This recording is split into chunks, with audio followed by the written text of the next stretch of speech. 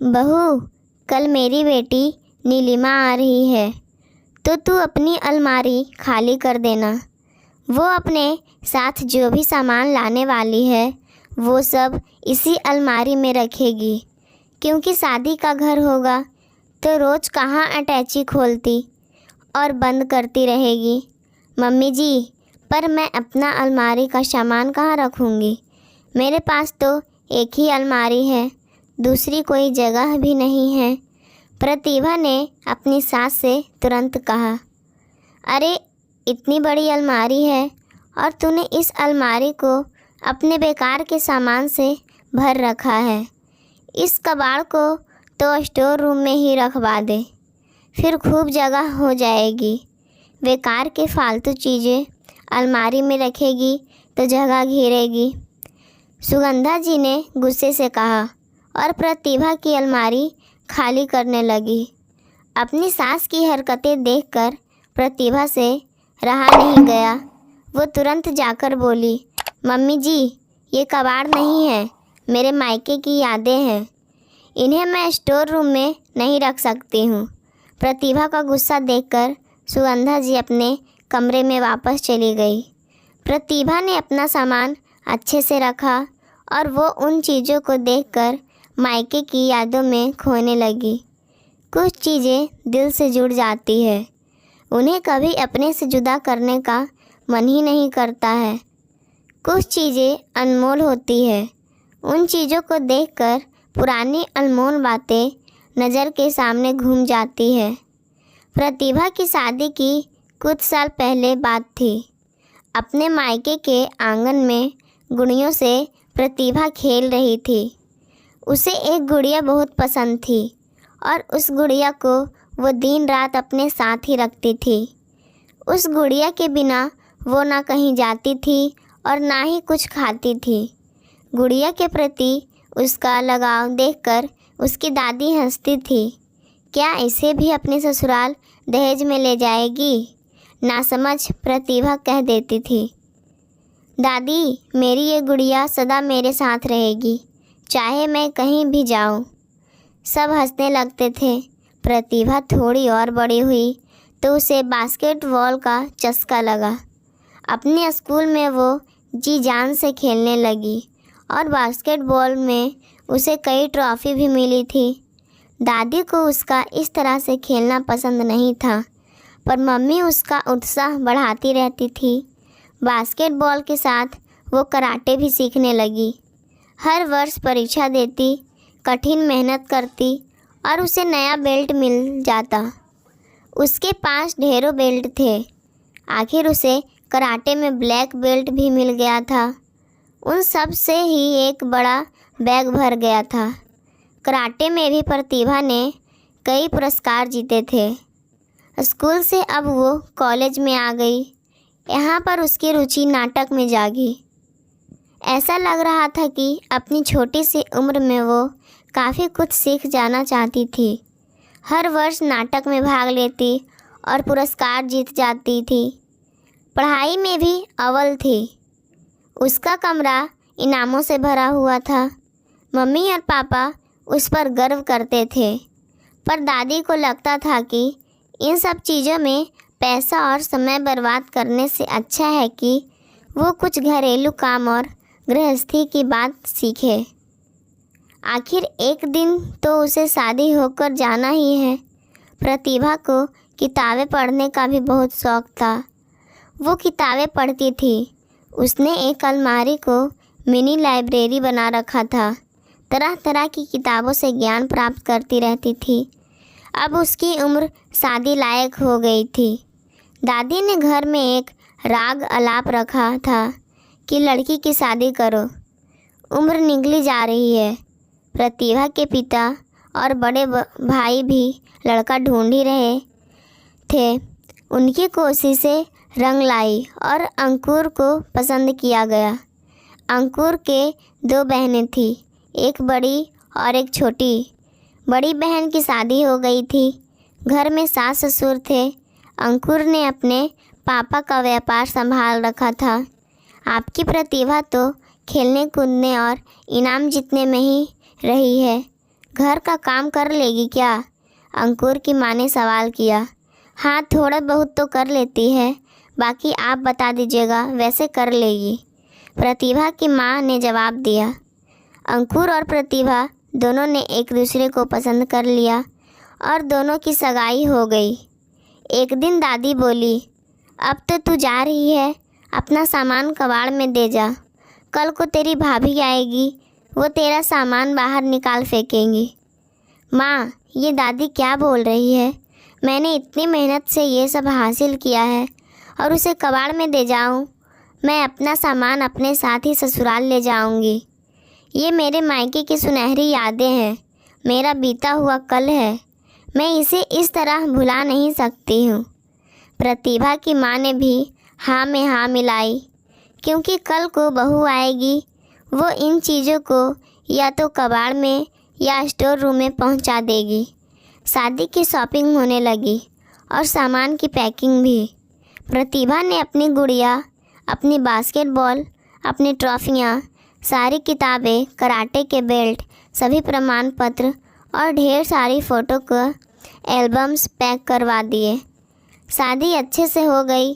जब प्रतिभा विदा हो रही थी तो उसके दहेज का सामान भी बस में चढ़ाया जा रहा था।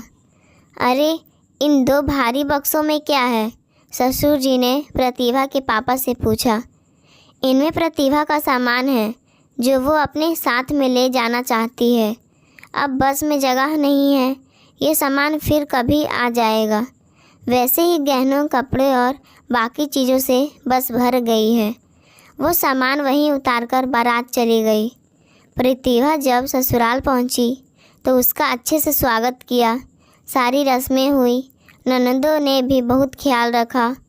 कुछ समय बाद बड़ी ननद नीलिमा अपने घर चली गई और प्रतिभा भी हनीमून घूमकर आ गई।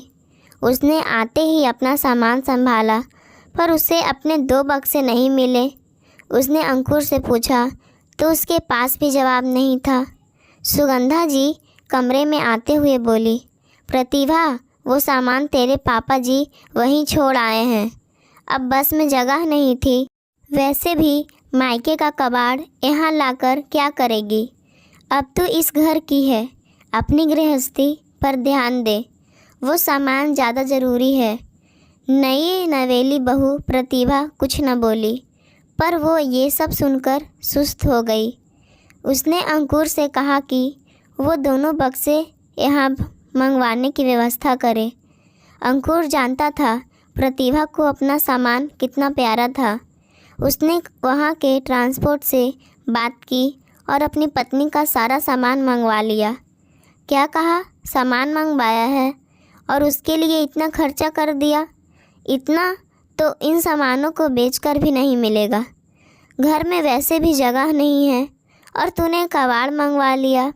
मैं ये सामान घर में नहीं रखने दूंगी, सुगंधा जी चिल्लाकर बोली। आते ही बहू अपनी मनमानी करने लगी। बहू, ये सामान वहीं छोड़ आती, आखिर यहाँ क्या काम आएगा? तू इसे स्टोर में रखवा दे। नहीं मम्मी जी, ये केवल कबाड़ या निर्जीव सामान नहीं है, मेरे मायके में बिताए गए पलों की यादें हैं, मेरी कमाई है, मेरी प्रतिभा का मोल है जो अनमोल है। इन पर मैं धूल नहीं चढ़ने दूंगी। ये सामान मेरे कमरे में ही रहेगा।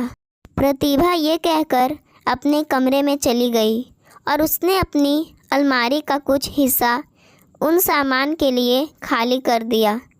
इतनी सारी ट्रॉफियाँ थी, पर कमरे में शोकेस नहीं था, तो उन्हें भी बंद अलमारी में रखना पड़ा। प्रतिभा जब भी अकेली होती थी अपने सुनहरे दिनों को याद कर लेती थी। कुछ समय बाद उसकी छोटी ननद की शादी तय हो गई। वो उसकी शादी की तैयारी में व्यस्त हो गई। घर की पहली शादी और उस पर ही सारी जिम्मेदारी आ गई थी। वो सब कुछ कर रही थी, शॉपिंग भी और रसोई का काम भी। प्रतिभा की अपनी दोनों ननदों से बहुत पटती थी। सुगंधा जी प्रतिभा की स्थिति नहीं समझती थी, पर नीलिमा और कविता उसके मन की स्थिति अच्छे से समझती थी। कविता, जो छोटी ननद थी, उसे आर्ट एंड क्राफ्ट का बड़ा शौक़ था। वो उनसे तरह तरह की चीज़ें बनाती रहती थी, साथ ही वो पेंटिंग भी किया करती थी। उसका कमरा रंगों, कैनवास और पेंट ब्रश से भरा हुआ था। शादी की सारी शॉपिंग हो चुकी थी और अब पैकिंग चल रही थी। उसने भी अपना सारा सामान पैक कर लिया। एक दिन प्रतिभा ने सबके सामने पूछा, कविता दीदी, इन बक्सों में क्या है? भाभी, इसमें मेरे मायके की यादें हैं। मेरा सारा सामान है, बचपन से लेकर अब तक का जो मैंने संभाल कर रखा हुआ था। मेरे रंग, brush, canvas, art and craft का सारा सामान है। कविता दीदी, पर ये सब आप मायके का कबाड़ ससुराल ले जाकर क्या करोगी? इन्हें यहीं कबाड़ में बेच जाओ, वहीं आपकी सास इन्हें घर में रखने नहीं देंगी। आखिर घरों में जगह भी कितनी कम होती है। मायके के कबाड़ के लिए तो बिल्कुल भी नहीं होती है। मैंने भी कितनी मुश्किलों से सहेज कर रखा है। ससुराल में ऐसा ही होता है, ना बहू के लिए सामान होता है, ना ही उसकी कीमती यादों और सामानों के लिए। प्रतिभा की बात सुनकर वहाँ बैठे सभी ससुराल वाले चकित रह गए। आज प्रतिभा ने सबके सामने अपनी बात रख दी। मम्मी जी, आपको शायद आज समझ में आ जाएगा कि ये कबाड़ नहीं, मेरे मायके की यादें हैं। हर लड़की अपना बचपन और यौवन अपने मायके में बिताती है। उसके साथ उसकी अनगिनत यादें जुड़ी जाती हैं। उन चीज़ों से उसे बहुत जुड़ाव भी हो जाता है और कुछ चीज़ें को वो जीवन भर अपने साथ रखना चाहती है। मायके की चीज़ों को ससुराल ही तो लेकर आएगी, क्योंकि ससुराल ही उसका असली घर है। उसे जीवन भर वहीं रहना है। मैंने भी शादी से पहले बहुत पुरस्कार जीते हैं, मेडल्स मिले हैं, वो क्या कबाड़ में छोड़ाऊँ? शादी होते ही क्यों बहू से ये अपेक्षा की जाती है कि वो अपने मायके की यादों को मिटा दे, चीज़ों को ना लाए, मायके की बातें ना करे। मायका तो उसके रग रग में होता है, उसे कैसे भूल सकती है? मम्मी जी, आपने भी तो अपने मायके की चीज़ों को संजो रखा है। आपके बक्से में भी नानी जी की दी हुई साड़ियाँ, गहने और फ़ोटो है। आपके हाथों से निकले कसीदे की चादरें हैं, उनसे बने स्वेटर, शॉल है, क्रोशिये से बने थाल पोश हैं, जो आपने शादी के पहले बनाए थे। आपने भी तो सब संभाल कर और संजो कर रखा है। अब जब आप मायके की चीज़ों को संभाल कर रख सकती हैं, नीलिमा दीदी और कविता दीदी रख सकती हैं, तो मैं क्यों नहीं? प्रतिभा की बातें सुनकर सुगंधा जी की आंखें खुल गई। वो अपने किए पर शर्मिंदा हो रही थी। प्रतिभा से आंखें नहीं मिला पा रही थी। आखिर प्रतिभा कुछ गलत भी तो नहीं कह रही थी। सुगंधा जी को आज अपनी बहू का दर्द समझ में आया। जब वो मायके की यादें संजो सकती है, उनकी बेटी अपने यादें संजो कर ले जा सकती है, तो बहू भी तो ला सकती है। माँ, भाभी सही कह रही है। मेरी सास भी आपकी जैसी निकली और मेरे मायके की यादों को कबाड़ कहेगी, घर में रखने नहीं देगी, तो मैं क्या करूँगी? आपने भाभी के साथ सदा अन्याय किया, उनकी हर पसंद और प्रतिभा को दाब दिया। उनकी इतनी सारी ट्रॉफियाँ हैं, उन्हें भी घर में कहीं लगाने नहीं दिया। सारा सामान, सारी किताबें ऐसे ही पैक रखे हुए हैं। मुझे भी ये सब सहना होगा। आखिर आप जो अपनी बहू के साथ करेंगी, वो आपकी बेटी को भी भुगतना पड़ेगा। कहते कहते कविता का गला भर आया। प्रतिभा की आंखों में आंसू आ गए। अपनी बहू और बेटी को सुगंधा जी ने गले लगा लिया। मुझे माफ़ कर दे, मैंने तेरा बहुत दिल दुखाया है। मेरी बहू तो इतनी प्रतिभावान है और मैंने उसे दबा कर रखा। अगली सुबह सुगंधा जी ने कुछ कारीगर बुलवा लिए। छत के ऊपर एक कमरा बनाने का आदेश दिया। कमरे का निर्माण कविता की शादी से पहले हो गया। दोनों ननदों ने आज अपनी भाभी की यादों का कमरा सजाया। सभी ट्रॉफियाँ शो केस में सजाई, सभी किताबें एक अलमारी में लगाकर लाइब्रेरी बना दी। विजेता प्रमाण पत्रों को दीवारों पर लगा दिया। मेडल्स के लिए भी एक केस बनवा दिया और बचपन की वो गुड़िया भी आज जैसे मुस्कुरा रही थी। आज प्रतिभा को मायके की यादों और उसके बचपन के खिलौने के लिए एक कमरा मिल गया। वो बहुत खुश थी। कविता को विदा कराने जब उसके ससुराल वाले आए तो सबने मिलकर प्रतिभा का कमरा भी देखा। समधन जी, आपने तो अपनी बहू के मायके की चीज़ों के लिए अलग कमरा तक बनवा दिया। आप अपनी बहू का कितना ध्यान रखती है। मैं भी अपनी बहू कविता के लिए एक कमरा बनवा लूँगी जिसमें वो भी अपनी चीज़ें सजा लेगी और अपनी पेंटिंग भी कर लेगी, आर्ट एंड क्राफ्ट भी कर लेगी। अपने समधन जी के मुंह से ये बातें सुनकर सुगंधा जी खुश हो गई और प्रतिभा और कविता की आंखें मिली और वो एक दूसरे के गले लग गई। पाठकों, मायके की चीज़ों को कबाड़ बताने वाली सास भूल जाती है कि वो खुद भी मायके की हर चीज़ से जुड़ी है। हर लड़की इन यादों और चीज़ों को संभाल कर सहेज कर रखना चाहती है। उसे इतना हक तो मिलना ही चाहिए। मायका छूट जाता है पर वहाँ का मोह कभी नहीं छूटता है। आपकी क्या राय है इस कहानी के प्रति हमें ज़रूर बताएं और चैनल पर पहली बार विजिट किए हैं तो हमारे चैनल को सब्सक्राइब करना ना भूलें। धन्यवाद।